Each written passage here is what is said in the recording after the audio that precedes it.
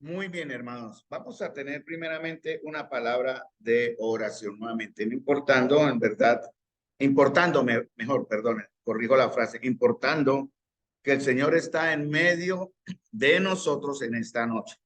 Y de igual manera, pues damos gracias al Señor por la fidelidad que ustedes han mostrado a través de los estudios y a través de la responsabilidad que tenemos, hermanos, en reunirnos para ser edificados.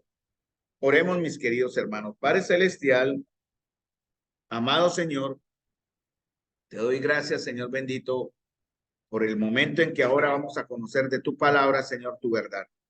Te ruego, Señor amado, que esté siendo glorificado, Señor, en lo que tu pueblo, en verdad, Señor, hoy aprende, hoy recibe, y tu pueblo, Señor, va a ser, va a conocer por medio de tu palabra quién eres. Porque el propósito, Señor, en verdad es que te conozcamos una vez más. Y a través de la vida de Juan el Bautista, Señor, hemos podido entender algunos principios que marcan también nuestro propósito. Y Señor amado, tenemos como responsabilidad entender esta verdad, pero también vivirla. Te doy las gracias, Señor, por la presencia de tus hijos en esta noche aquí, los que se han conectado, los que no pudieron conectarse, o los que estando aquí presentes, otros que tampoco pudieron acercarse a la comunión. Señor, tú conociendo el corazón, darás a cada uno, Señor, su ánimo y su consejo. Te doy las gracias, Señor amado, en el nombre de nuestro Señor Jesús. Amén. Bueno, mis amados hermanos, vamos a la palabra del Señor, a Marcos capítulo 7, perdón, Lucas capítulo 7, disculpen, Lucas. Estamos en Marcos, pero hoy vamos a ver un texto en Lucas para tratar de terminar en estos minutos el proceso que hemos llevado con la vida de Juan el Bautista.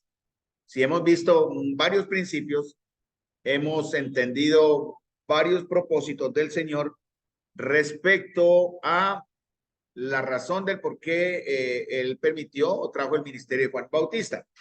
Y de igual manera, la iglesia en cierta forma se identifica con algunos aspectos del ministerio de Juan el Bautista. Con Juan fue el medio, el intermedio entre el antiguo y el nuevo. La iglesia es el intermedio entre la gracia, tiempo de la gracia y la venida del Señor. Tenemos propósitos similares. Hemos sido apartados también como tanto como Juan. Y hoy vamos a ver solo para, que hay mucho tema de Juan, hermanos, y realmente me tocó recortar con mucho dolor, recortar muchos temas que hubiéramos podido seguir estudiando, pero en virtud del proceso que llevamos, es necesario ahora, en los próximos meses que vienen, pasar a entender nuevamente, a repasar los conceptos de la iglesia, asuntos de la iglesia local. Estamos viendo la iglesia como un cuerpo, ahí quedó pendiente, pero tenemos que seguir aprendiendo de ese concepto de que la iglesia es un cuerpo y cómo funciona.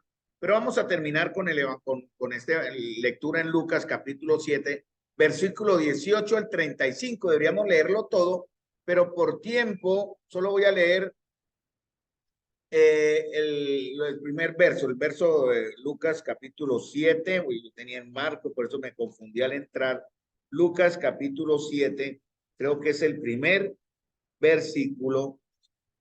Eh, bien, Lucas 7, 18 y 19. Nada más ese. Ustedes van a leer el contexto en sus casas hasta el verso 35, porque hay algo que sorprende ver en la vida de Juan Bautista y que no es de sorprender en la vida de nosotros como siervos de Dios, son esos tiempos de crisis, tiempos de duda, tiempos de preguntarnos si yo qué hago acá, qué estoy haciendo, si verdaderamente lo que hago es válido, tiene un efecto, está generando un cambio o estoy generando en realidad una diferencia.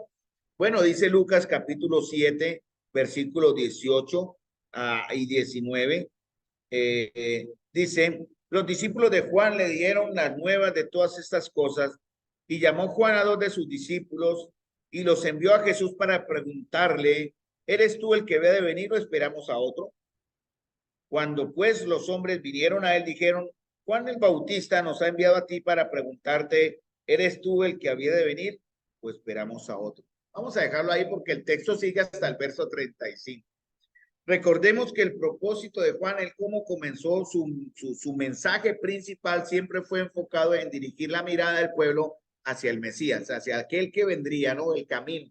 Él prepararía, perdón, el camino del Señor. Entonces, una característica del llamado de Juan consistía en que él predicaba un bautismo para arrepentimiento, un bautismo de arrepentimiento para perdón de pecados, como un anticipo a la obra de Cristo en la cruz, ¿verdad?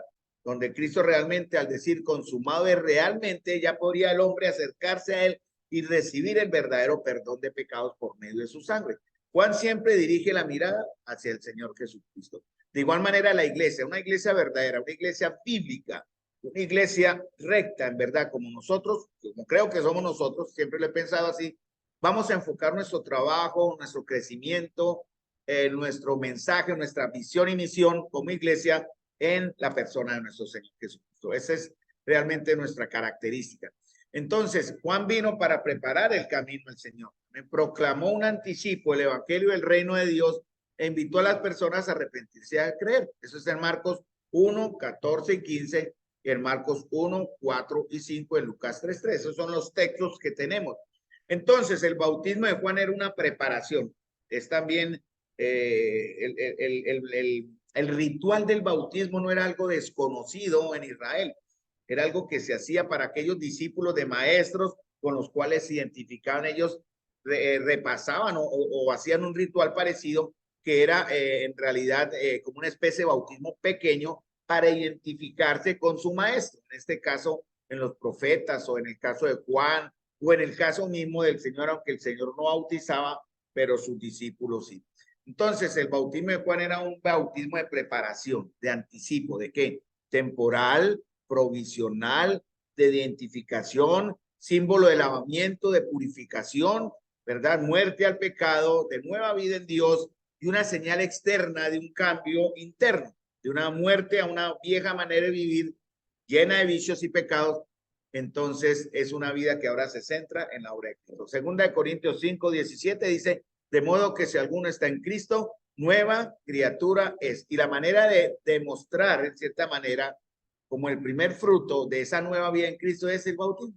El bautismo es el acto externo de algo interior y yo me identifico con esto. Pero Juan siempre se enfocaba en Cristo. Él decía en Lucas 3, 16, 17, viene tras de mí el que es más poderoso que yo, a quien no soy digno de desatar encorvado la correa de su calzado. Yo a la verdad os he bautizado con agua, pero él los bautizará con Espíritu Santo. Y también advierte Juan, no solamente el acto donde el Señor bautizará con Espíritu Santo, eso está por ejemplo en Efesios 1, 13, 14, que conocemos el texto de Efesios, que dice que habiendo creído, habiendo oído el evangelio de la salvación, fuimos sellados con el Espíritu Santo de la promesa. Un acto también soberano de Dios, donde Él incluye a los que creemos en un cuerpo glorioso, digo yo, llamado la iglesia. Ahí es donde comienza la iglesia a ser mostrada.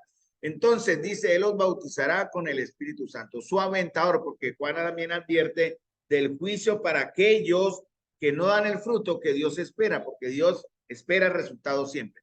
Su aventador está en su mano y limpiará su era, recogerá el trigo en su granero y quemará la paja en fuego que nunca se apagará. Entonces, las condiciones para el bautismo de Juan, para aquellos que creían, su mensaje se demostraba como haciendo frutos dignos de arrepentimiento. Es lo que él decía, ¿no? Porque muchos venían a él, ¿no? Y él les decía, ¿quién les enseñó a huir de la ira venidera? Más bien hagan frutos dignos de arrepentimiento. Entonces, el bautismo de Juan nos lleva a un bautismo mucho mejor, que es el bautismo de Cristo, el bautismo por el Espíritu Santo.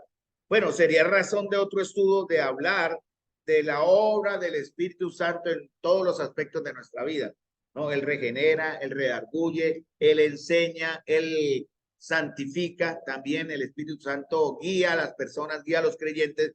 Realmente la labor del Espíritu Santo es muy amplia, pero no lo vamos a estudiar por tiempo. De pronto más adelante podamos enfocarnos algo en ese tema sobre el Espíritu Santo. Entonces, Pablo en Hechos capítulo 19, versículo 4 dice, y leo, hablando también cómo confirmó el mensaje de Juan Bautista, dice, Juan bautizó con bautismo de arrepentimiento, diciendo al pueblo que creyesen en aquel que vendría después de él, esto es, en Jesucristo. Entonces, ¿cuál es el tema central de Juan? Jesucristo. ¿Cuál debe ser el tema de la iglesia? Jesucristo. ¿Cuál debe ser el tema de nuestras vidas? Jesucristo. ¿Y cómo se logra eso? Pues obviamente en nuestro trabajo visible, llamémoslo así, público, es por mediante la predicación del evangelio. Las personas son llevadas al arrepentimiento. También por medio de nuestro testimonio público, las personas son tocadas a buscar en realidad lo que nosotros ahora tenemos y vivimos, porque ellos necesitan. Las personas están en un vacío, ellas viven en una soledad, llamémosla así, un vacío espiritual, muerte espiritual, dice la Escritura. Y ellas en realidad en su conciencia y en la obra que Dios está haciendo en estas personas para salvación, les redarguye para arrepentimiento. Por eso llega un momento en que el Señor quitará el velo de la incredulidad a estas personas y les permitirá creer. Pero eso es momentáneo, ¿no? Eso no es que sea siempre abierta la puerta. Por eso el Señor dice en Hebreos, si escucharas hoy su voz, no endurezcáis vuestros corazones. Entre tanto se dice hoy, ¿verdad? No endurezcan su corazón, porque la puerta del Señor se puede cerrar. Mire, hermano, nosotros aquí somos los beneficiarios de que tomamos la decisión que Dios anticipadamente sabía que íbamos a tomar esa decisión. Él no nos obligó a tomarla. Él no nos dio a tomarla, no nos marcó a tomarla, como algunos enseñan. Esa decisión fue voluntaria, fue llevada por nuestras conciencias al entender el problema del pecado, como dije el jueves anterior, la solución a ese pecado que es Cristo Jesús, el entender en nuestro corazón, certeza se llama eso, que hay una solución al pecado que nos separa de Dios, el aceptar por fe en arrepentimiento, al haber entendido que hay una solución a ese pecado que nos separa de Dios. Y por último, el quinto punto en ese proceso que está en la Biblia, como un pequeño plan de salvación, es los beneficios que recibimos, que se llama la salvación. Entonces, muy bien. ¿Qué era lo que hacían o qué hacían las personas, digámoslo así, que se acercaban a Juan? Tres cosas que también nosotros en cierta forma tuvimos que haber hecho cuando nos acercamos al Señor. Primero, confesaban sus pecados. Eso está en Lucas 3, 10 al 14. Ellos confesaban sus pecados, pero también preguntaban qué podían hacer con respecto a ellos y a sus vidas. Y después recibían el bautismo de Juan. Esto fue lo mismo que sucedió con Pablo. Pablo iba en el camino a Damasco, tuvo un encuentro con el Señor donde él seguramente ya maduro para encontrarse con el Señor, cae a los pies. Y por eso le dice, Saulo, Saulo, le dice el Señor, ¿por qué me persigues? ¿Cómo sabemos que Saulo, el Pablo que vendría después, estaba buscando salvación? Porque él le clama, Señor, ¿qué quieres que haga? Él entendió de una vez de inmediato que quien le hablaba a él era el Señor que él perseguía y a sus siervos. Señor, ¿qué quieres que haga? Ve a Damasco y espera en la calle que se llama derecha a alguien que yo te enviaré. Entonces es lo mismo, Señor. Nosotros entendemos en verdad que estamos en una situación anómala con Dios, es una situación que no tiene solución por nuestros propios medios, se llama pecado. Y debemos preguntar, bueno, Señor, ¿qué debemos hacer? Y el Señor nos guía a través de la Escritura, a través de la predicación del Evangelio, a través de la vida visible de iglesia, a través del testimonio de otros creyentes, a que nos muestran claramente qué debemos hacer, qué podemos hacer. Y verdad, también lo que dice es, al haber recibido, al haber aceptado, al haber reconocido el perdón que el Señor da, nosotros pasamos a recibir un bautismo. Pero fue lo mismo que sucedía con los discípulos de Juan, el mismo proceso. Eso no cambió. Entonces, Juan siempre creyó, siempre vio a Cristo como el Mesías o Elías. Pero la gente lo veía a él, pero él lo negaba. Él decía, yo no soy, ¿no? A pesar de que la gente pensaba, no, este es el Elías que vendrá. Este es el Mesías que esperamos. Juan siempre decía, por ejemplo, en Juan, habla de Juan Bautista, pero el apóstol Juan dice en primera de Juan, en Juan 1, 19 y 20, este es el testimonio de Juan, hablando de Juan Bautista, cuando los discípulos enviaron a Jerusalén sacerdotes y levitas para que le preguntasen, ¿tú quién eres? Confesó y no negó, dice, sino confesó, yo no soy el Cristo. Juan 3:28 dice, vosotros mismos me sois testigos de que dije, yo no soy el Cristo, sino que soy enviado delante de él. Por eso en Juan, en primer Juan 1:19, 2:19, dice, anunciándole a uno de sus discípulos, he aquí el Cordero de Dios que quita el pecado del mundo. Este es de quien yo he estado hablando. Entonces, Juan nos lleva a Jesucristo, Los siervos del Señor tenemos que siempre llevar a las personas a Jesucristo. Hoy día, en el evangelismo moderno, ¿qué hacen los siervos, entre comillas, de Dios? Que los miren a ellos, ¿no? Que los sigan a ellos. Esos son los falsos maestros y los falsos profetas. Un verdadero siervo de Dios nunca espera que los demás lo miren, ¿no? Jamás espera que un líder acapare la atención o acapare el respeto sí, porque es lo que se merece, nos merecemos todos por ser hijos de Dios, respetándonos, llamándonos unos a otros, pero no la adoración o veneración de pronto que se le puede dar o que dan personas, algunos, personas confundidas en algún aspecto a líderes o a falsos profetas, falsos maestros.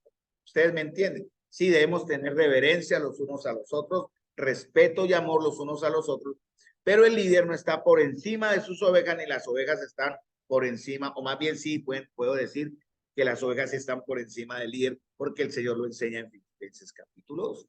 Muy bien, entonces, Juan 1:15 dice, Juan dio testimonio de él y clamó diciendo, este es de quien yo decía, el que viene después de mí es antes de mí, porque era primero que yo.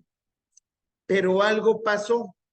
Pongamos nuestros deditos en Lucas capítulo 7, donde estamos, obviamente, pero dice en Marcos capítulo 6, 14, donde comenzó la historia. Recuerden que Marcos capítulo 6, 14, hay una regresión, o sea, un recuento de algo que ya había pasado. ¿Cuánto hace?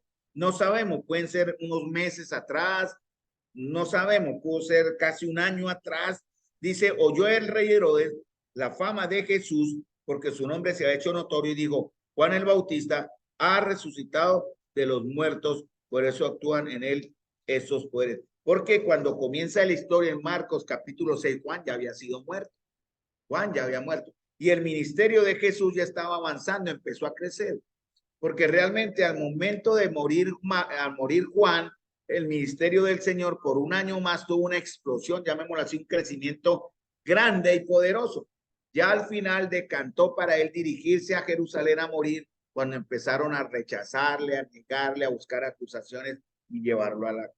Fue ese el momento, como decir, el tiempo intermedio entre el encarcelamiento de Juan y su muerte, donde el ministerio de Jesús pegó un impulso grande. Ya venía su fama creciendo, ¿no? Y eso dice acá porque oyó el rey Herodes la fama de Jesús y pensó, este es Juan que ha resucitado, ya había sido muerto. Pero algo pasó. Ahora sí vayamos a Lucas capítulo 7. Los discípulos de Juan, porque ya el ministerio del Señor estaba ya creciendo,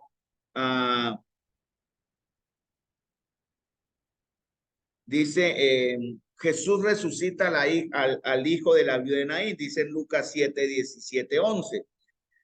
Y todo dice el verso 17, y se extendió la fama de él por toda Judea y por toda la región de alrededor, por toda la región de alrededor. ¿De quién hablamos? De Jesús. Y estas noticias le llegan a Juan. ¿Juan dónde estaba? En la cárcel, ¿no? Y Juan, algo pasó. ¿Qué pasó con el profeta de Dios?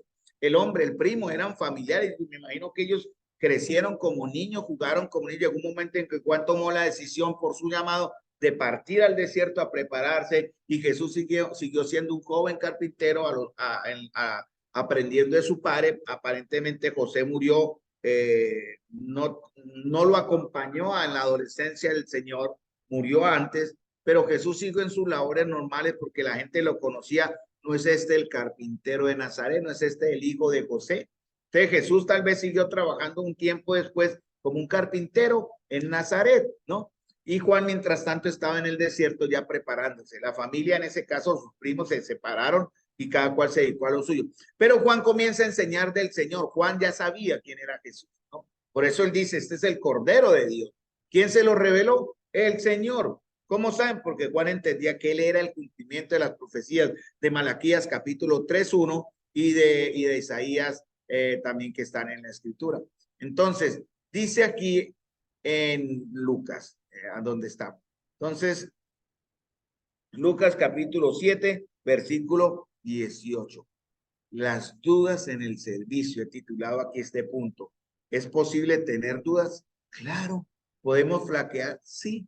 Es más, yo les cuento con todo respeto y no como pues realmente porque por el tiempo como cuadrado con el estudio también, eso me ha enseñado algunas cosas para soportar, en verdad, para ser paciente. Sí, en el caso personal he pasado por unos tiempos estas semanas de dudas, de cuestionamientos y de preguntas al ver el resultado en la vida de ustedes, hermanos, en la iglesia, con la predicación de la palabra. No se ha visto un resultado que humanamente uno esperaría, porque uno por la palabra de Dios sabe lo que es la palabra de Dios. Yo entiendo lo que hace la palabra de Dios y espero en realidad de corazón y con mucha honestidad y temor que las ovejas den un resultado, ¿no? Recuerden en la parábola de la oveja perdida, ¿qué pasó? Salió el pastor y buscó una oveja que se había extraviado y las otras 99 que se quedaron haciendo. Obviamente tenían que ser ovejas maduras, porque si no el pastor no las deja, porque imaginen el pastor se va a buscar una oveja perdida que se descarrió y en la iglesia se quedan, porque en el redil se quedan, la mitad son ovejas maduras y la otra mitad son ovejas niñas. Y cuando llegue el pastor que encuentra un desorden, ¿no? Se le desbarató el rebaño, ¿no? Él se fue a buscar una descarriada y cuando llega encuentra un problema peor. Pues hermanos, eso es lo que ha pasado realmente en la iglesia de Dios últimamente y también entre nosotros. Podemos estar concentrados en proteger, cuidar y sanar ovejas heridas, pero también, hermanos, si no hay madurez entre los que quedan, va a haber un problema. Y eso genera dudas. Y Juan tuvo unas dudas tremendas porque dice, y Juan llamó a dos de sus discípulos y los envió a Jesús para preguntarle, ¿eres tú el que debe de venir? Pues esperaremos a otro. Mira, Juan, ¿por qué pregunta esto? Juan, el profeta de Dios, le pregunta a aquel que dijo, es aquí el Cordero de Dios. Un año antesito se lo había dicho, cuando pues los hombres vinieron a él, dijeron, Juan el Bautista nos ha enviado a ti para preguntarte, ¿eres tú el que debe venir? Pues esperamos a otro. Entonces, Juan 1:29 al 36 y otros pasajes indican que antes de eso Juan claramente reconoció a Jesús como el Mesías. ¿Cómo podemos explicar entonces la duda de Juan el Bautista? Tal vez, voy a usar términos de suposición porque la escritura no nos da una respuesta. Yo veo aquí en el texto de Lucas 7:18 una duda personal de Juan. Hay comentaristas que dicen, tal vez su duda venía o vino porque él entendió mal el ministerio del Mesías. Quizás Juan pensó que si Jesús fuera realmente el Mesías, él realizaría también obras relacionadas con la liberación de Israel, ¿no? La liberación política, o al menos que fuera y liberara a su primo que estaba en prisión, ¿no? Juan esperaba esto. De alguna manera su corazón esperaba, dicen algunos comentaristas, que Juan esperaba en su corazón que en verdad Jesús fuese ese Mesías glorioso y político que muchos por tiempo en Israel estaban esperando. Sin embargo, Juan, voy a abrir comillas para un comentario que copié acá, dice un comentarista, Juan ya estaba en la prisión y las cosas comenzaron a parecerle incomprensibles. Había esperado que Cristo estuviera rápidamente los poderes de las tinieblas y juzgara a los injustos, pero en lugar de esto, él lo deja, su precursor, indefenso en la prisión. Entonces, recordemos, el ministerio de Juan, el trabajo de Juan fue profetizado. Es el cumplimiento de Isaías 43 al 5, Malaquías 3:1 y lo que el ángel Gabriel dijo cuando anunció su nacimiento, ¿no? Eso está en Lucas 1, 5, 17, 57 y 80. Yo les envío después las notas para que las lean y las repasen. Entonces, hay algo que dice el Señor en Lucas 7, 21. ¿Dónde estamos, no? ¿Eres tú el que debe venir o esperaremos a otro? Bien, entonces, en esa misma hora, ¿qué les dijo el Señor? ¿Qué les dijo el Señor cuando ellos le preguntaron? No dijo nada. Primeramente no dijo nada. Hizo algo. Porque dice, en esa misma hora son a muchos de enfermedades, de plagas, de espíritus malos y a muchos ciegos les dio la vista. Y después sí dijo, ya le respondió, ¿no? Ahí ya le responde. Y les dijo, id, hagan saber a Juan lo que habéis visto y oído. Los ciegos ven, los cojos andan, los leprosos son limpiados, los sordos oyen, los muertos son resucitados y a los pobres es anunciado el evangelio. Y lanza una pullita, por decir así como un pequeño consejo bueno. No fue una crítica. Bienaventurado aquel que no haya tropiezo en mí. ¿Por qué dice el Señor esto? Porque era un mensaje para Juan, ¿no? Obviamente el Señor quiere guiarle a reafirmar, como asegurar la fe de Juan, ¿no? Entonces, Juan esperaba algo más político, de pronto más acción. El ministerio del Señor Jesús fue muy social, ¿no? Él andaba con publicanos, con pecadores. Dice aquí que eran más cositas pequeñas, ¿no? Cojitos, cieguitos, aunque eran cosas grandes en cierta manera, digámoslo así, pero no era un ministerio grandioso que impactara políticamente a Israel o que impactara a los romanos que estaban dominando Israel. Fue diferente, ¿no? Y eso nos enseña algo, porque Jesús quería asegurarle a Juan y a sus discípulos que él era el Mesías, pero un Mesías diferente. Recordó que su poder se mostraría principalmente en humildes actos de servicio, satisfaciendo necesidades espirituales y no en muestras espectaculares de liberaciones políticas. Entonces la iglesia también está llamada a hacer eso. Conocemos y vemos en las noticias grandes campañas de mega iglesias que hacen todo lo posible con organización, todo grande, inmenso, para atraer personas en las grandes campañas evangelísticas. Que es bueno hacerlo, pero hermano, el trabajo de la iglesia es más disimulado en cierta manera, más menos visible en cierta forma, ¿no? Porque estamos llamados a trabajar de una manera no tan visible en ese aspecto como algunos hoy quieren hacerlo. Entonces, el camino de servicio al Señor se muestra en nuestra perseverancia. Eso se muestra cómo estamos llamados. Esta fue la frase que a mí me impactó, ¿no? El camino de servicio al Señor se muestra en nuestra permanencia y en la perseverancia de hacer cosas aparentemente pequeñas. Primera de Corintios 15:58, lo leo, dice,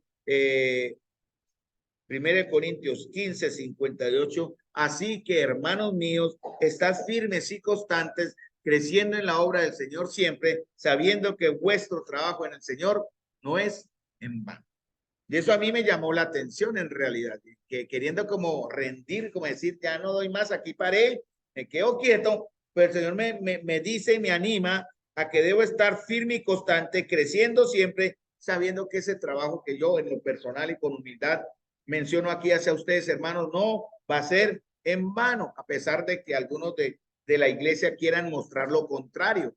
Entonces debemos tener paciencia y esto es algo difícil de aprender porque el hombre de por sí y en estas cuestiones de la fe, muchos quieren resaltar, ¿no? Grande todo, ¿no? La iglesia dominar, sojuzgar. Se entra a una iglesia de las religiones y son iglesias suntuosas, grandes, llamativas, de oro, ¿no? ¿Verdad? De lujos, de cosas, cuando nuestro maestro, como dice la escritura, no tenía ni siquiera dónde recostar su cabeza. Entonces el Señor dice en Lucas algo respecto a esto que les dice a los discípulos de Juan. Y él les dice, vayan y háganles saber lo que han visto. A veces nuestros hechos hablan más que nuestras palabras. A veces esperamos que la gente nos crea por lo que hablamos, pero es mejor que la gente nos crea por cómo actuemos, que es una parte también de nuestros testimonios. Y el Señor le dice, vaya, cuéntenle a él lo que está pasando, porque muchas de los milagros que están aquí los ciegos ven, los cojos andan, los leprosos son limpiados, los sordos oyen, los muertos son resucitados y a los pobres se anuncia el evangelio, ya fue predicho en las escrituras, en el evangelio. Entonces, perdón, con respecto al evangelio, fue algo que ya había sido anunciado. Y dice el Señor, cuando se fueron los mensajeros de Juan, comenzó a decir de Juan a la gente. Entonces el Señor ya da una defensa de Juan aquí, en estos últimos versos, del verso 24. ¿Qué saliste a ver al desierto? Y Jesús explicó que Juan en realidad era un gran hombre de Dios, uno que no vivía para su propia comodidad o aprobación, ¿verdad? Juan fue un profeta elegido por Dios, nosotros también fuimos escogidos por Dios, no fue un hombre complaciente con el pecado, nosotros también debemos ser así. La iglesia del Señor no está llamada a disimular o disfrazar el pecado, ni siquiera entre nosotros mismos. No podemos ser tolerantes con el pecado de afuera, mucho menos con el pecado interno, porque como dice la escritura, aunque la Biblia, en el mundo lo menciona, la escritura dice, un poquito de levadura leuda la masa, un poquito de levadura daña la totalidad. Como dicen por ahí en la calle, una manzana podrida daña el barril.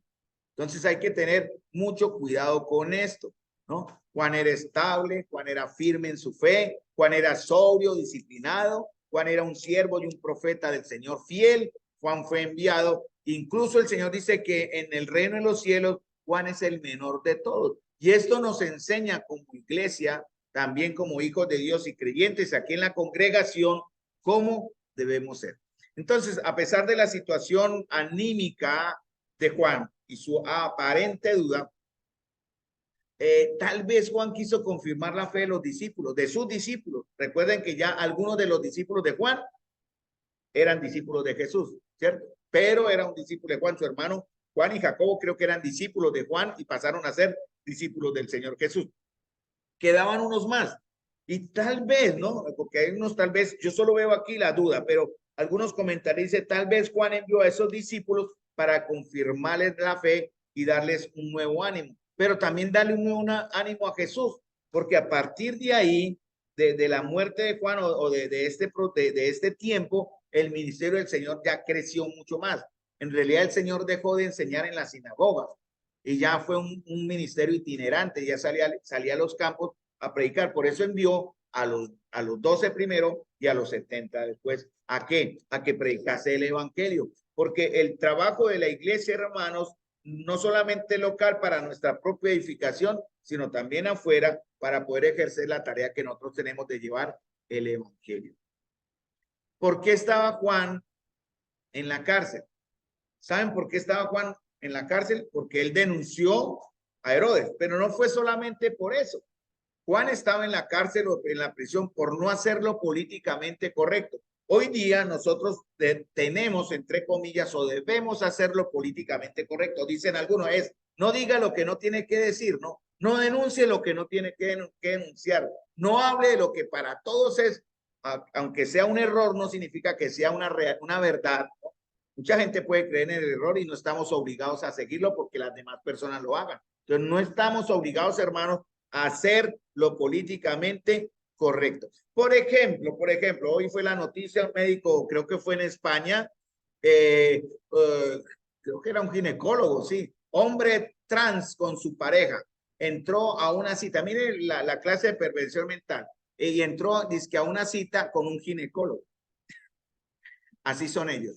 Pero ¿qué hizo el hombre? Se sale de mi consultorio, yo solo atiendo mujeres. Ahorita lo están papelado y puede pasar por cárcel por no haber hecho, perdón, lo políticamente correcto. Nosotros a veces tenemos que hacerlo, hermanos, también, porque a veces está el pecado y nosotros nos callamos, bajamos la mirada o nos desviamos, pero no nos levantamos, no decimos, no enfrentamos el pecado, lo justificamos, lo disfrazamos o lo disimulamos. Entonces, en su defensa de Juan, el Señor resalta el rechazo y las críticas que sufrió, ¿no? Y nosotros también lo vamos a hacer por hacer lo que es correcto. Entonces, recordemos dónde estaba Juan, en un hotel 5 estrellas, ¿cierto? No, él estaba en una prisión, seguramente acosado, tal vez Herodes, que le tenía algo de simpatía, no lo molestaba tanto, pero Herodías, su esposa, que era la esposa en realidad de su hermano, seguramente de alguna manera lo acosaba, le quitaba comodidad, él no estaba bien, ¿no? Él sufría ya, seguramente pudo haber sufrido torturas, mala alimentación, una cárcel pequeña, tal vez sin iluminación, sin ver a sus seres amados por tiempo, y obviamente la parte psíquica de Juan se afectó. Podemos pensar, es factible hacerlo. Elías era un hombre sujeto a pasiones como la nuestra, eso significa que también sufría las mismas debilidades y dudas que los siervos de Dios podemos tener en algún momento. Entonces, Juan estaba ahí por hacer lo correcto delante del Señor, denunciar el pecado. Entonces, él estaba lejos de su vida anterior en el desierto, seguramente tuvo sufrimiento, aislamiento, y esa ansiedad generó en él dudas. Es muy normal, hermano. Por eso manda a preguntar.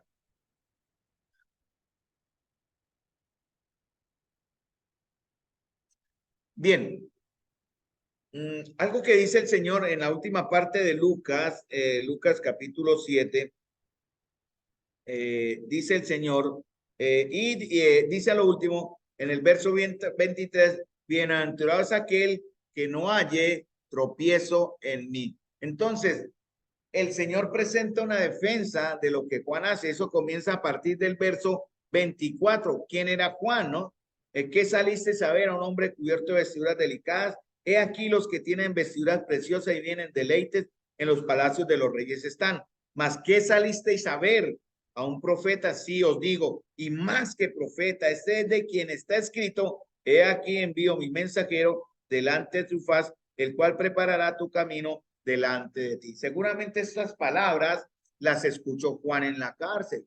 Alguien o sus mismos discípulos, porque aquí no dice que los discípulos, bueno, sí, cuando se fueron los mensajeros de Juan, pero habían otros que estaban ahí escuchándolo y seguramente estas palabras de ánimo llegaron a la mente y al corazón de Juan para darle un impulso más, ¿no? Entonces, el Señor respondió a las dudas con paciencia y con sabiduría, mostrando que Él era el cumplimiento de las profecías y el Salvador de todos los pueblos.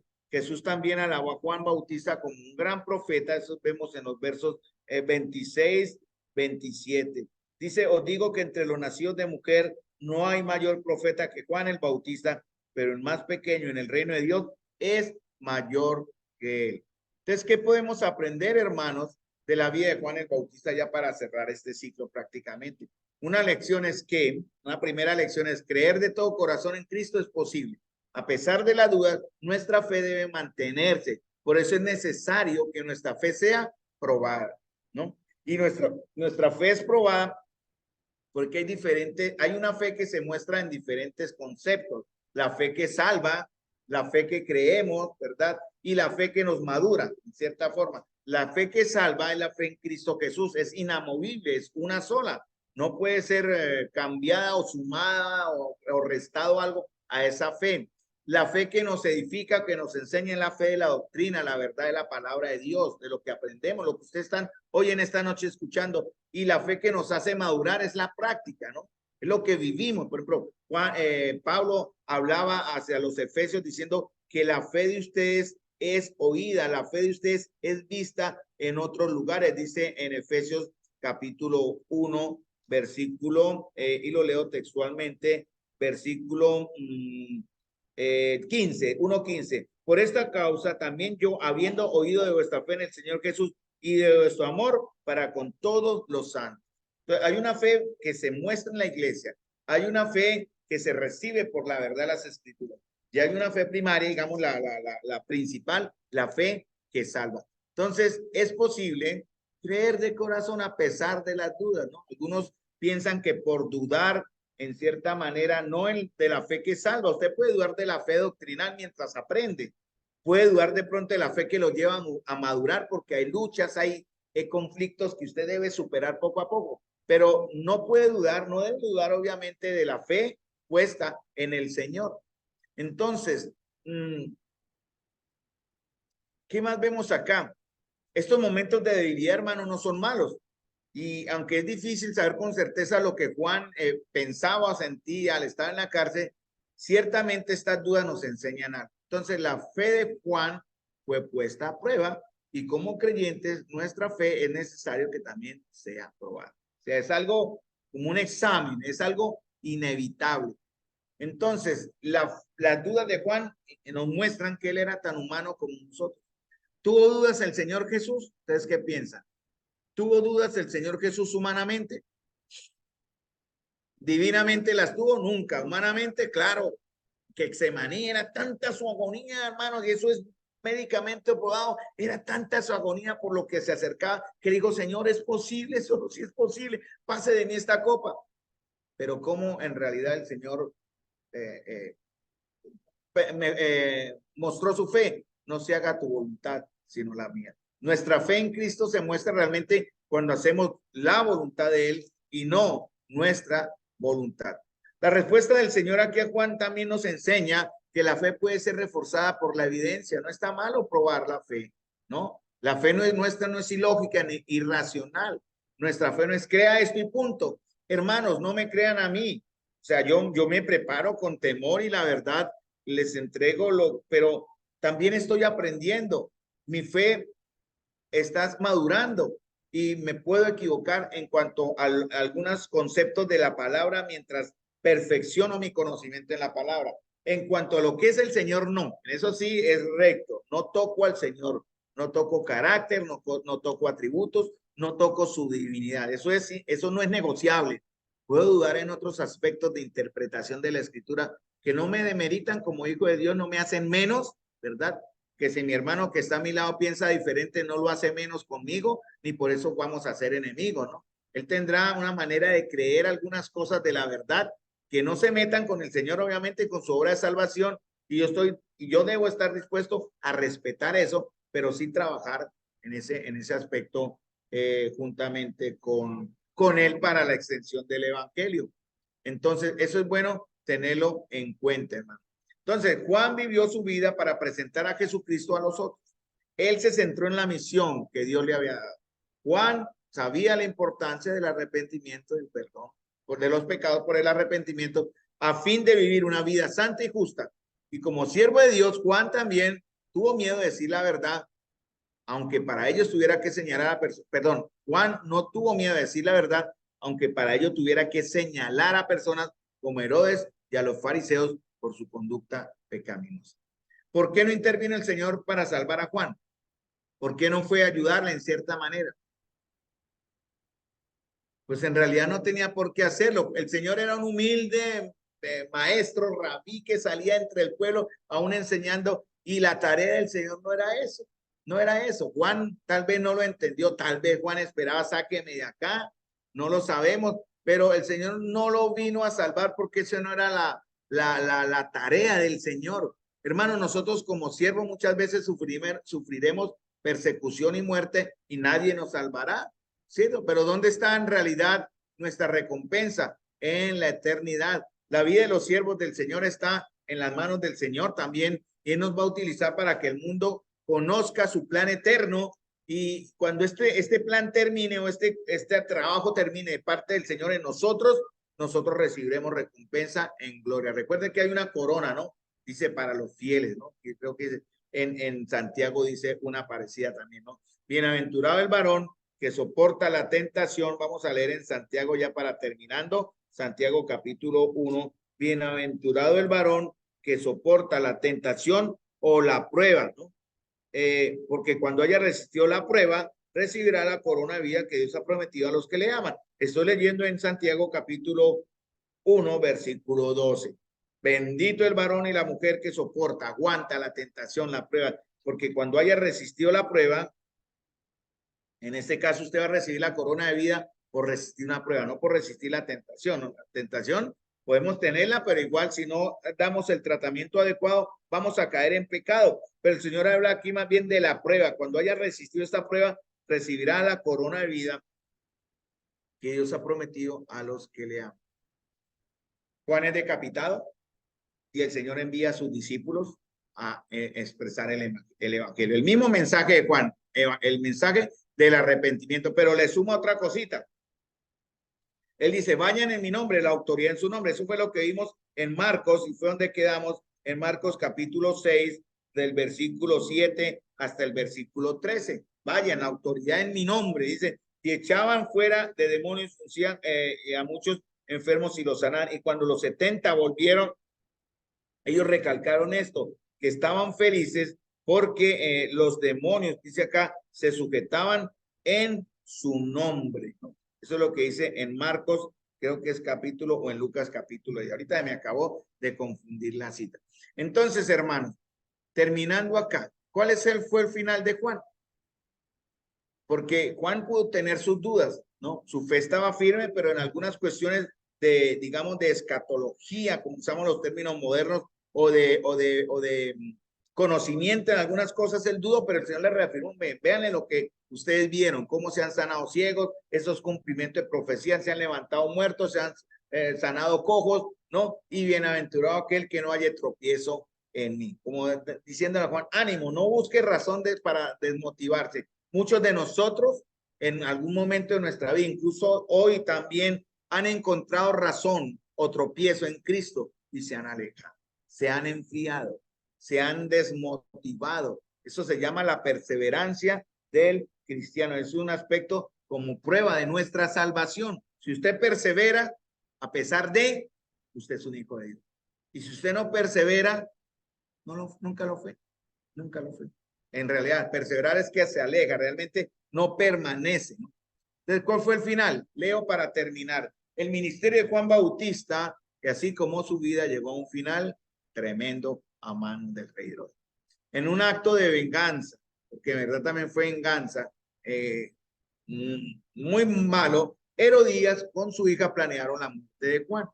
La hija de Herodías en una fiesta bailó para Herodes y sus invitados una noche, y Herodes estaba tan contento, borracho tal vez, y le dijo, pídeme lo que quieras y yo te lo daré. Eso está en Marcos 6:22. La muchacha consultó con su mamá antes que ella respondiera que quería la cabeza de Juan en un plato. Verso 25 de Marcos capítulo 6. Herodes había tenido miedo de Juan, sabiendo que era varón justo y santo, y estaba reacio a matar al profeta. Aunque había prometido darle a la muchacha lo que quería, él prefirió cumplir su palabra a costa de la vida de un hombre. ¿Qué hizo? Fue y mandó que le cortaran la cabeza. Para eso se le hizo fácil a Herodes mandar a su verdugo a que lo decapitara.